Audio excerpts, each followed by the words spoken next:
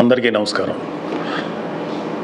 జన సైనికులకి, వీర మహిళలకి, నాయకులకి, ముఖ్యంగా పిఠాపురం జన సైనికులకి, వీర మహిళలకి, అలాగే కూటమిలో ఉన్నటువంటి ప్రతి నాయకుడికి, ప్రతి కార్యకర్తకి నా ధన్యవాదాలు.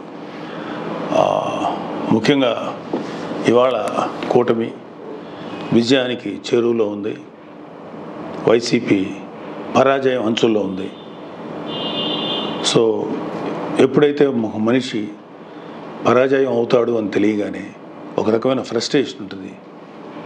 ఒక కైండ్ ఆఫ్ వైలెన్స్ చేయడానికి, గొడవలు చేయడానికి సన్నద్ధులు అవుతుంటారు.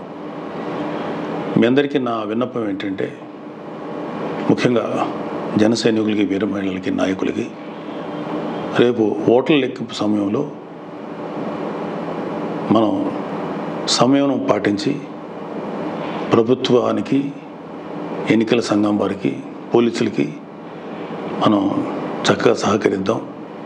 అలాగే వైసీపీ వారి యొక్క ఎటువంటి కవ్వింపు చర్యలకి ప్రతిస్పందించద్దు అని చెప్పి మిమ్మల్ని అందరినీ మనస్ఫూర్తిగా కోరుకుంటున్నాను. ఎందుకంటే ఏమీ లేని నాకు ఎగిరెగిరి పడుతుంది, అన్నీ నాకు అడిమడిగా ఉంటుంది అన్నట్టు మనందరం సైలెంట్గానే ఉందాం. కూటమి సభ్యులందరికీ, అలాగే జనసేన కార్యకర్తలకి, వీర మహిళలందరికీ ఒక మనవి, మనం ప్రజాస్వామ్యాన్ని గౌరవిద్దాం. ప్రజాస్వామ్యానికి వ్యతిరేకంగా మనం ఏం చేయొద్దు. పోలీసులకి, ఎన్నికల సంఘానికి సంపూర్ణంగా సహకరిద్దాం. మన డెమోక్రటిక్ స్పిరిట్ని మనం నిలబెట్టుకుందాం.